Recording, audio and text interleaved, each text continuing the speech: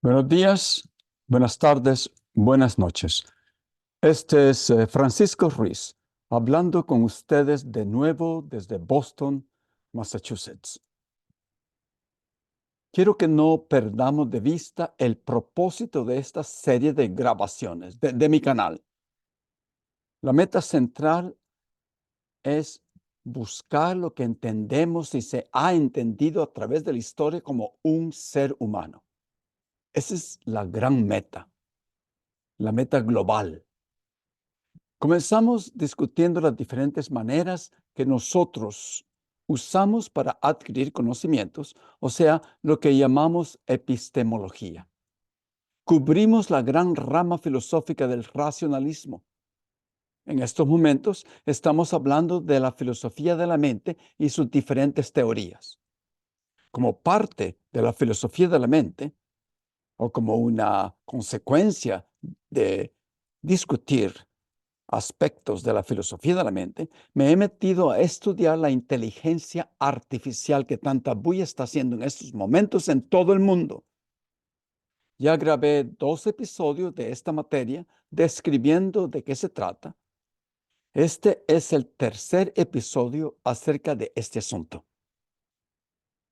En este episodio, comienzo una reseña a inmensos rasgos de la historia de nosotros, los animales humanos, y su afán compulsivo, yo diría, de conocer la realidad de este mundo. Repito, este intento son inmensos rasgos y generalizaciones amplias antes de meterme más específicamente y concretamente a la reciente historia del desarrollo de la inteligencia artificial. Hay algunos libros que estoy leyendo en este momento. Están en inglés, no sé cómo se van a traducir al español. Este es uno.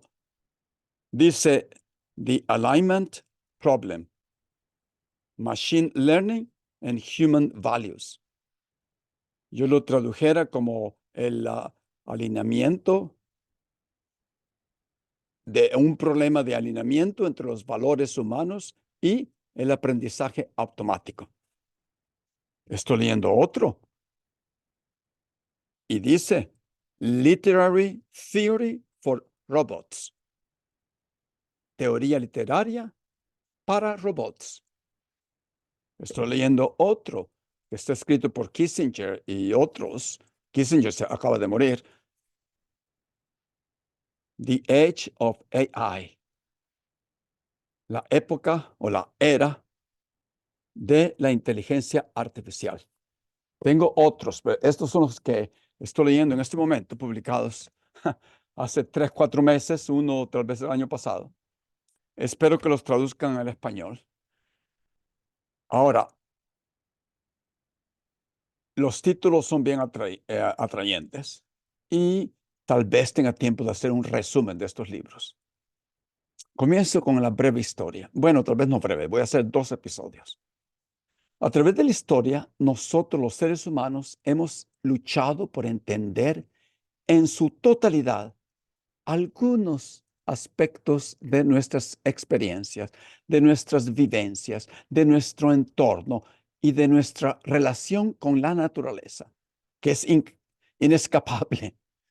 Vivimos dentro y somos parte de la naturaleza.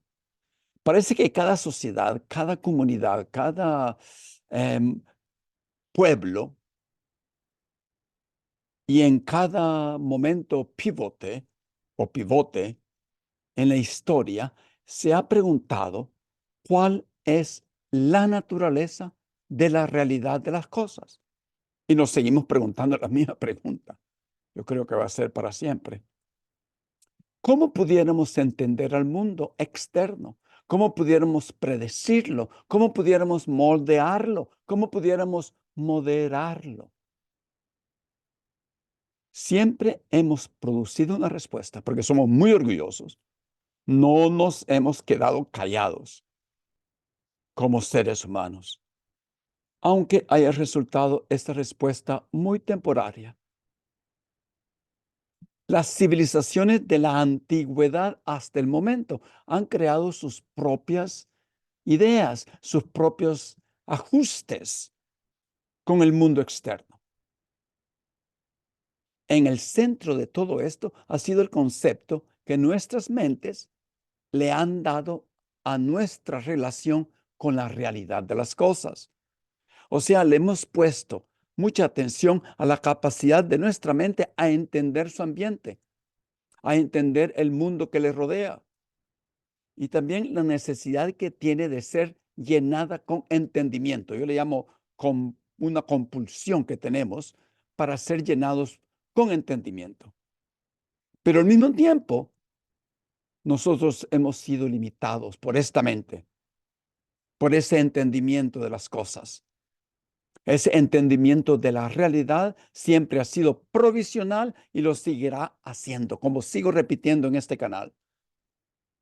Pero de alguna manera, en medio de todas nuestras limitaciones intelectuales, de comprensión, de entendimiento del mundo, nos hemos nosotros mismos, y lo repito, tan orgulloso que somos, nos hemos elevado a un pedestal como el único ser viviente en este mundo más capaz para entender este mundo, para moldear este mundo de acuerdo con nuestros deseos. Bueno, no por nada nos llamamos a nosotros mismos, nos tiltamos como Homo sapiens. ¿Y por qué? Porque nos hemos dado cuenta que no somos capaces de identificar fenómenos en el mundo que podemos estudiar y eventualmente tal vez darles una explicación satisfactoria. Algunas veces hemos dado explicaciones teológicas, otras veces explicaciones científicas, otras veces las dos explicaciones, teológica y científica. Ahora bien, ahora que aparece esta nueva inteligencia artificial, nosotros nos vemos de repente encontrados con otra tecnología que nos pueda ayudar a entender al mundo con más poder.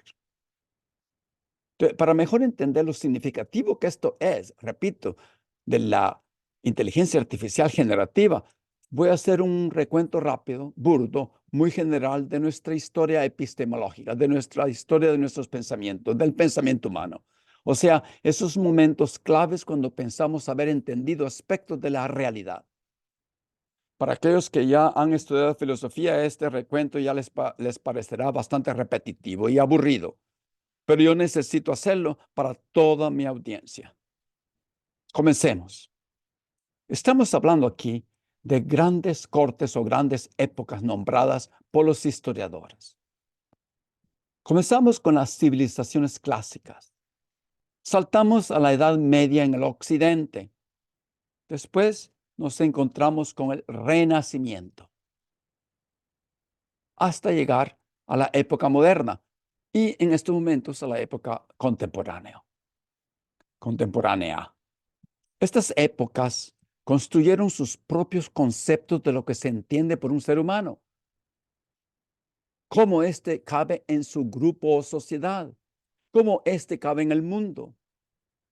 Pero llega un momento donde ya no le pueden explicar, ya no lo pueden explicar. Llega un momento donde hay un cambio, y yo llamo este cambio, así como Kuhn lo llamó, un cambio de paradigma. Esto pudo haber sido causado por nuevos descubrimientos, como pasó, por encuentros con otras civilizaciones, por encuentros con otras culturas y revoluciones en la manera de pensar de las cosas. La gran bulla de la inteligencia artificial generativa en estos momentos es otra de esas revoluciones inescapables. El gran aprecio a la razón, el entendimiento humano en nuestra civilización de Occidente se origina con los griegos, con los romanos.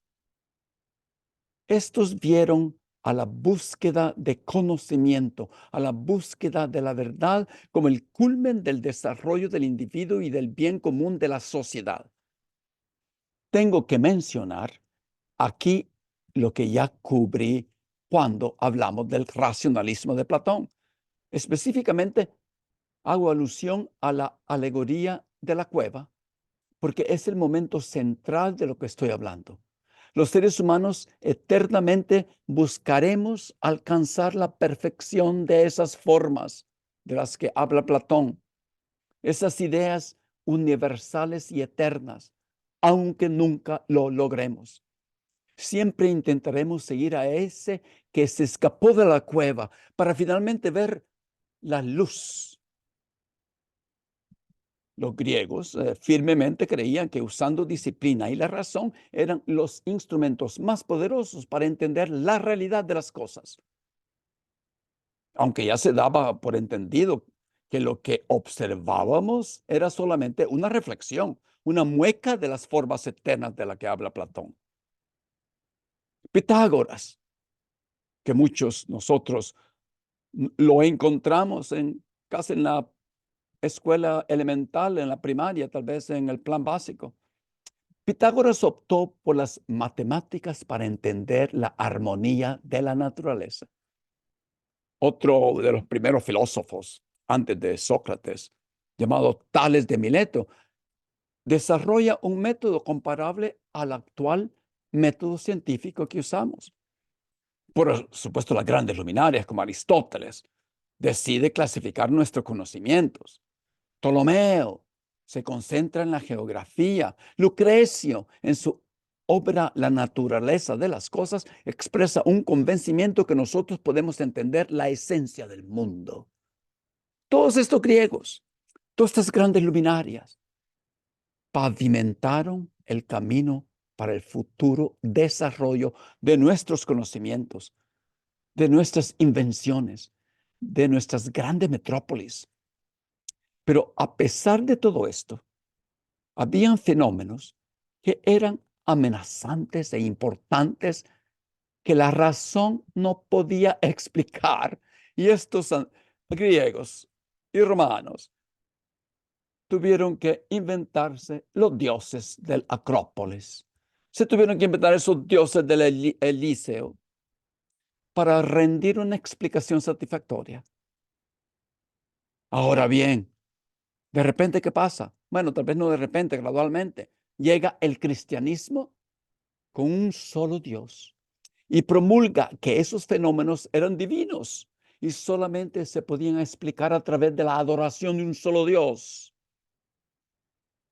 La iglesia llega a ser el repositorio de toda explicación lógica y divina. Y empecemos con lo divino. Este periodo, los historiadores lo llaman la Edad Media. Otros, antes de la Edad Media, llaman una Edad Oscura. Bueno, estamos en la Edad Media. Entre la caída, nada más para ponerle un principio y un final, pero no quiere decir que es así tajante el principio de estas eras. La Edad Media, tal vez uno dice que empieza cuando el Imperio Romano cae con la invasión de esos vándalos y visigodos en el año 476. Y la Edad Media la podemos más o menos entender hasta la toma de Constantinopla por los otomanos en 1453. Ok, la iglesia dicta que hay que conocer a Dios primero y después al mundo. La teología se hizo la materia intermediaria de todo conocimiento, hasta que llegó el momento cuando algunos pensadores la echaron por un lado y le pusieron más atención a sus observaciones del mundo real. Bueno, no podemos olvidar a Galileo, porque es el ejemplo por excelencia de esta nueva dirección.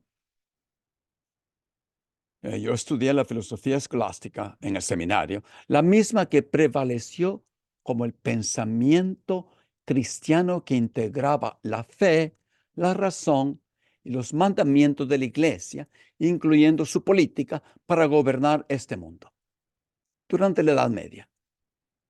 A pesar que hubo algunos escritores que se escapaban de este molde, como Boccaccio, Y hubo otros intérpretes, otros aventureros que se lanzaron a conocer al mundo. Y ahí entra Marco Polo con sus escritos describiendo mundos desconocidos. Ninguna explicación era dada de ningún fenómeno. No importa, sin embargo, a pesar de eso, sin atribuirlo al Señor de los cielos. Bueno, pero pasa alguna cosa. Pasaron algunas revoluciones intelectuales, ahí por el siglo, tal vez podemos decir el siglo XV, XVI, XVII. En 1517 hubo este intelectual monje llamado Martín Lutero y decide clavar en la puerta de un castillo una papeleta conteniendo 95 quejas en contra de la Iglesia Católica. Esto conlleva un nuevo concepto de la mente individual humana. ¿Y gracias a qué? A la invención de la imprenta, ahí por los años 1450. Se pueden publicar libros y se pueden duplicar y publicar cientos de papeletas en contra de la Iglesia. Esto representaba que los individuos podían usar su propia mente individual para estudiar el libro sagrado sin intermediario de la Iglesia, sin su mediación. Los individuos podían cuestionarse por ellos mismos las palabras de la Iglesia, podían estudiar la Biblia por ellos mismos, hacer sus propias interpretaciones. Los individuos ellos mismos eran los responsables de definir lo que se entendía por lo divino, no la Iglesia. Los libros se proliferaron y el poder de la Iglesia no pudo contenerlos. El arte y la música florecen y algo curioso pasa. Los pensadores de Europa descubren de nuevo a los pensadores clásicos de la antigüedad. Descubren de nuevo a Platón y a Aristóteles y redescubren el humanismo. Este humanismo, el hombre es el centro, otra vez, promulga que la razón, así como los filósofos griegos pregonaban, es el vehículo para entender al mundo, no la iglesia.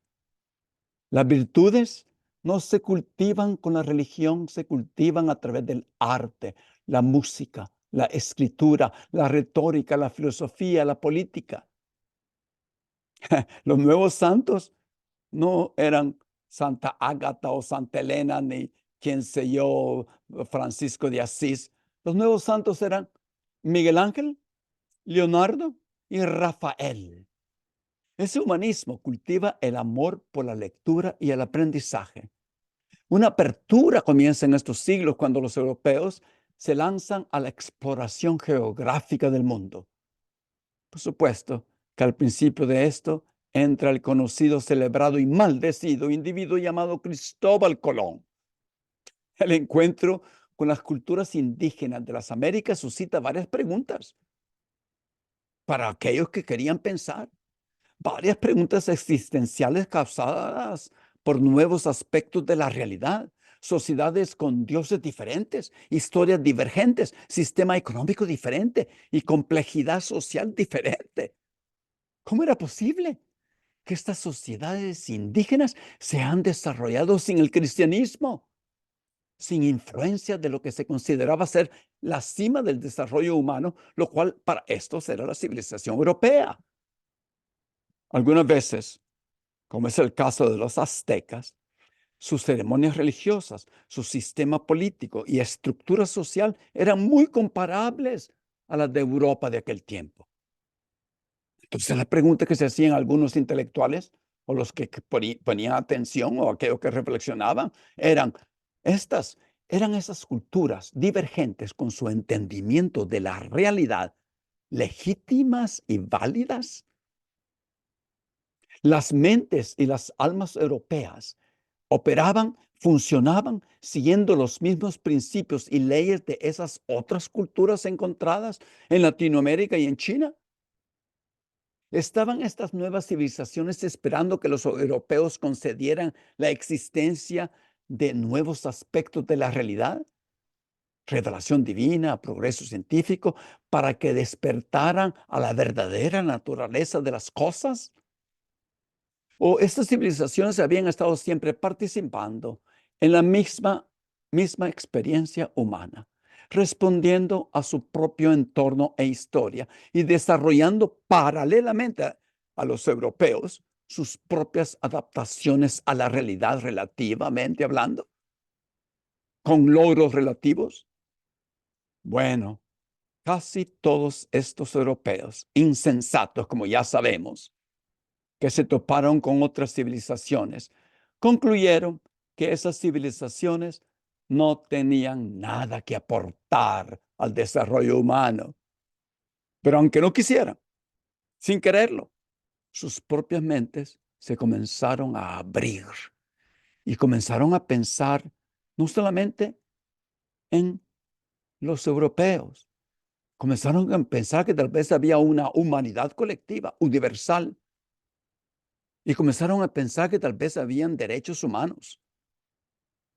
Bueno, tenemos que esperar hasta el próximo episodio para seguir con este recuento global burdo de nuestra historia como entes pensantes, para después poder dar una historia de la inteligencia artificial y su rol en esta búsqueda por entender la realidad de las cosas. Muchas gracias. Nos vemos pronto.